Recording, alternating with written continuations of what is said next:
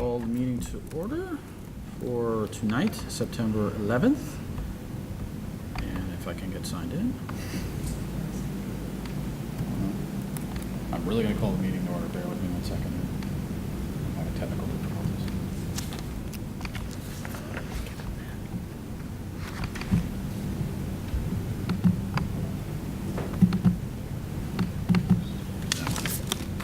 Okay. So we'll begin tonight's meeting as we do every meeting by reading the mission statement. The Norfolk Public Schools offers a safe, joyful, and challenging learning environment that meets the needs of our diverse students. Through school, family, and community partnerships, we provide an education that inspires lifelong learners and cultivates caring and productive citizens of our ever-changing world. Roll call, please. Jennifer Wood. Medora Champagne. Jeff Curry. Thomas Doyle. Ingrid Alardi. All right.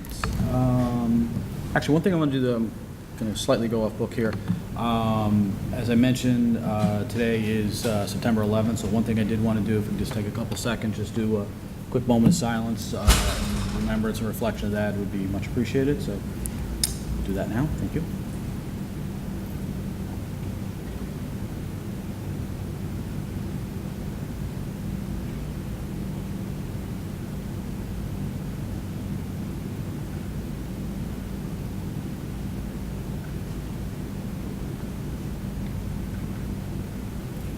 Okay, thank you. Public comments? Have anything? Try again, usual. Correspondence, we also do not have anything. And so we will start off now, the recognition ceremony for a former longtime member, Mr. Mark Flaherty. I'll even put my glasses on so I can read this correctly to you, Mark. So tonight we've invited Mr. Mark Flaherty to join us at our meeting in order for the Norfolk School Committee to have the opportunity to recognize him and thank him for his many years of service. He was elected initially to the school committee in 2012, re-elected in 2015, and served 2 consecutive 3-year terms. During his time on committee, Mark has served as chair of the policy subcommittee and as a member of the school committee's budget subcommittee. Mark's efforts towards supporting the district and developing a fiscally responsible budget that meets the needs of our students and families have truly been appreciated. He has consistently advocaate for appropriate funding for education. For the last 2 years, Mark has also served as the district's legislative representative. He's kept the committee informed of legislative initiatives and has met periodically with both state and local officials to share concerns and discuss issues that impact education. Mr. Flaherty has been a committed, dedicated member of the Norfolk School Committee and very much do appreciate your service. And we certainly wish him nothing but the best in his future endeavors. Absolutely. And we even have a door prize for you. So yeah, come on over.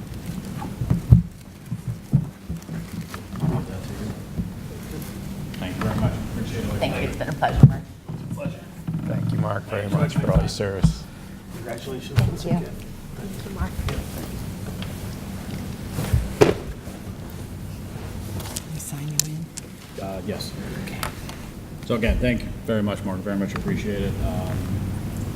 You will certainly be missed. You were someone that we enjoyed having. And I think you may have the attendance record. I think you only might have missed 1 meeting in your 6 years, or 2. Very few. Regardless, very, very impressive dedication, and like in all seriousness, that was very much appreciated. I mean, you did a nice job, and you worked very hard. And it's not everyone can say that. Not everyone takes the opportunity to volunteer, and you did it not once but twice. So that is something not everyone does. So thank you again for that. Okay, so then moving forward. Superintendent evaluation. Wait, is this different than what I have here? Nope. Oh, okay, that's what's throwing me off. So that we actually could go over tonight, correct? I think you wanted to remind people to get you the feedback. They've gotten it to me separately. Okay, great. So then the full evaluation will be in October in the public meeting? Yes.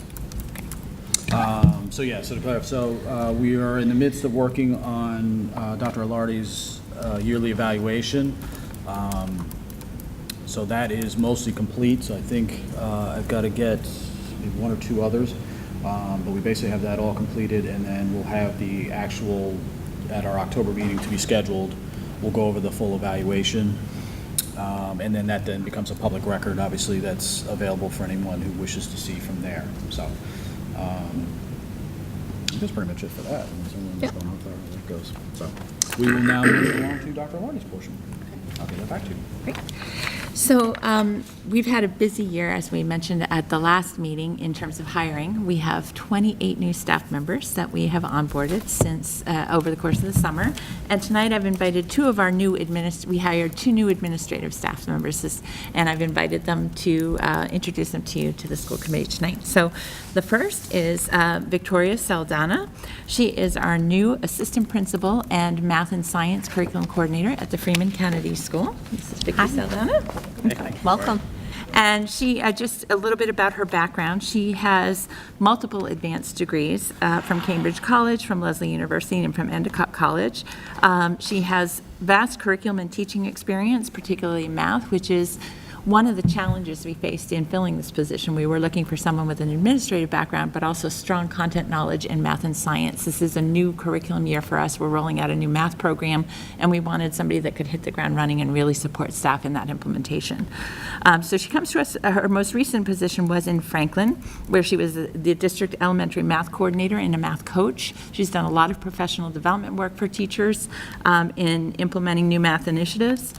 She also completed her administrative internship while she was in Franklin at the elementary school. So welcome to Vicki Saldana. It's a pleasure to be here. I'm very excited for this opportunity, and it's going to make me a great start to school here. And I have to say that one of the things that I really want to have been walking away with every day is what a wonderful community is and really is a family here. So it's a privilege to be here.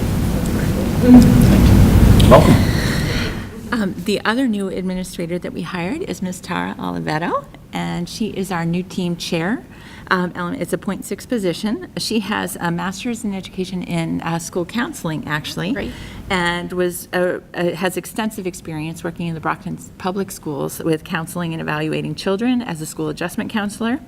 She also recently completed a long-term sub position in Rentham as a school psychologist, and team chair in Rentham as well. So we're excited to have her. She has just kind of hit the ground running and been thrown into the position, and joined us for our administrative retreat, and has started working very closely with Dr. Tupper. So we're excited to bring Tara to the position. Welcome. Welcome. Welcome. That's right. It's a busy position, so great. So welcome to you both, and we're excited to have you. In terms of other staffing and personnel information you have in your packet, we, at our last meeting, I updated you about the positions that we were still looking to fill. So you see an update of new hires since August 28th. We've hired several more people. We have filled the majority of our instructional assistant positions. We still have one assistant position that we're looking to fill. We also have filled the school counselor position at the Freeman Kennedy with a candidate, Elizabeth Longley, and she started today. Oh, that's actually, great. Or started yesterday. So that's been filled. The remaining open positions, we're still looking for a SAC inclusion coordinator. We are looking for a part-time food service assistant and substitutes, and we are looking to expand our substitute teaching pool. So additional substitute teachers, but all core positions other than the one paraprofessional have been filled at this time. Excuse me, Dr. Alardi, I'm just curious, what is a SAC inclusion coordinator? Excellent. So it's a new position that we added last year. It's about 5 hours a week, and it is, we're looking for one of our special education staff members to apply to fill it. It's a stipended position, and they provide consultation to support students with special educational needs that are in the SAC program that might need unique accommodations, and they're also a liaison with families and parents if there's concerns or issues that arise. Is that an after-school, I'm assuming? It is an Position. after-school 5 hours a week. Okay. Would they be based, they go back and We forth, I guess, have, we between have schools? two positions. The one at each Olive Day is filled. We're looking to fill the position you want for here. here, So there's okay. one consultant for each building. Got it. Thank you. Okay. All right, the next thing in your packet is, by policy, I have to provide the school committee with an update, a use of facilities report. So in your packet, you can see the trend for the last 3 years of what we've taken in for facilities rental.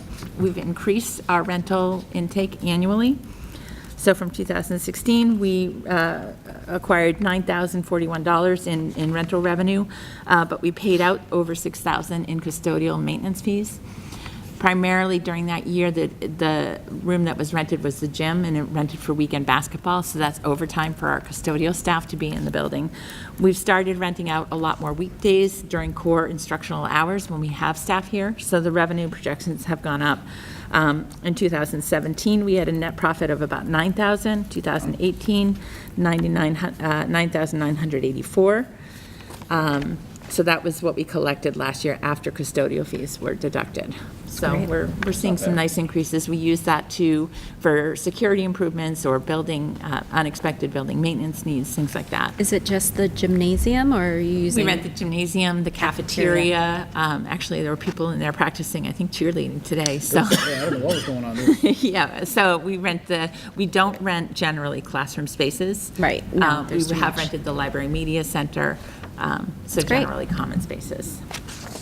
Behind that, you'll also see we transitioned to that new facilities management program. So in the future, you can get a report. This, because we didn't implement it until about February, this only shows you partial data for the year. But in the future, you will get itemized reports that show you exactly what group has rented, what the invoiced amount was, what the payment was, and you can kind of track it more at a greater level of detail now. Okay. Any questions on use of facilities? Okay. The other things that you have in your packet are a copy of our 2018-19 professional development plan.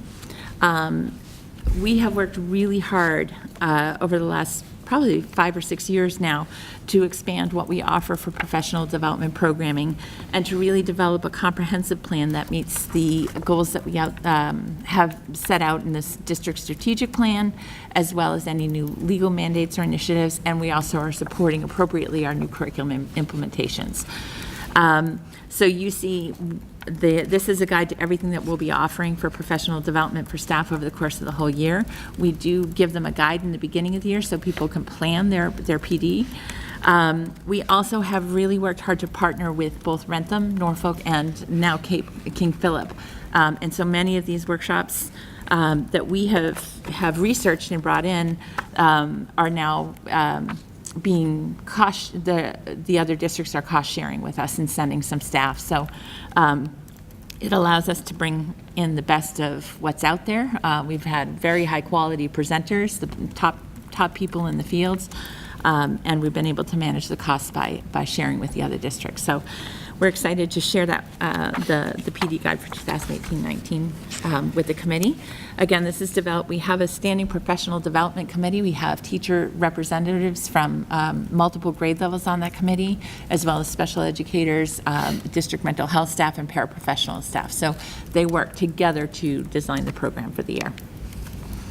Any questions on the PD guide? Okay, the last thing that I had was, by policy, the school committee needs to vote to approve. Walgreens Pharmacy has offered to come in and run an on-site flu clinic to provide flu shots for staff. And that's all done through the through private insurance. It's no cost to the district. So we need the committee to vote to approve Walgreens coming in and running the flu clinic. Okay, so do we have a motion for that, to approve Walgreens come in and run a flu clinic? I just had a question, as always. But so when would this happen? Would it happen like after school, and then the teacher would just present the insurance card? Yep, and Is it's that what Thursday, happens? October 4th from 3:30 to 5:30. Okay. Is the date. We've run it for the past 6 years. Oh, yeah, okay. and Oh, I it's thought in it the was nurse's new. office. Okay. It's after school. Okay. People come with their insurance card, they fill Okay. out the form, they get the Okay. shot here and go. It's more of a convenience. No, to I staff definitely since agree. We have lots of kids that have sickness around the building. So. No, I definitely agree. My district doesn't do it anymore, which Yeah. so I make a motion that we approve Walgreens holding a flu clinic for the staff. Okay, we have a second? Wholeheartedly second that. Well, that's a lot of enthusiasm. Any further discussion on that? It's worked out great the last number of years we've done it, so. We have I a think it's large very much participation. There's a appreciated. long line. Whatever you can do to stop it before it gets in the school. I Yeah. That's wholeheartedly right. support. Pretty much everyone goes with that same approach, so. That's right. All in favor? Aye. Okay. Reports. Moving on to committee reports. Well, Paul is KP, so then I guess we'll skip that and move right on to policy. Policy, we met this evening. We approved the meeting minutes from last month. And then next month, we will be planning to bring forward for initial reading in the policy subcommittee the two policies related to the ESSA requirements for military children and children in foster care. Those will be new policies, so we'll review them for the first time. And we'll proceed from there. And then we'll also be reviewing the meal charging policy, EFD modification to delinquent accounts and collection language, as well as our own in-house fees policy, just for a review next month. So I don't know if you want to add anything. No, I think that's, I agree. Okay, great, thank you. That's it for that. So moving on to new items, which is approval of the August 28th minutes. Luckily, we have three here, so we have a quorum for it. I was not here, so I will not be voting. So if someone will look through the minutes and make a motion to accept them for the August 28th meeting, please. I make a motion to accept the meeting minutes for the August 28th meeting. Do we have a second? Second. Any further discussion on the minutes? All in favor? Aye. Aye. All right, and then what are we looking at for a date for October? I think it's the 9th. 9th, is that correct? Let's see any issues with that.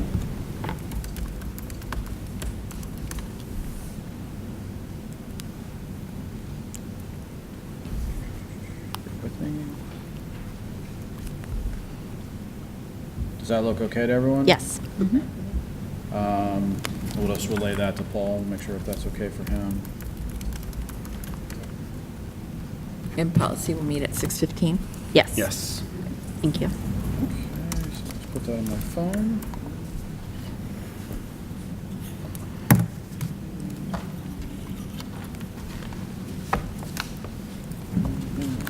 All right. Wow, that was good. All right, we're all done. So Nice. we are adjourned. Thank you. Thank you. Thank you.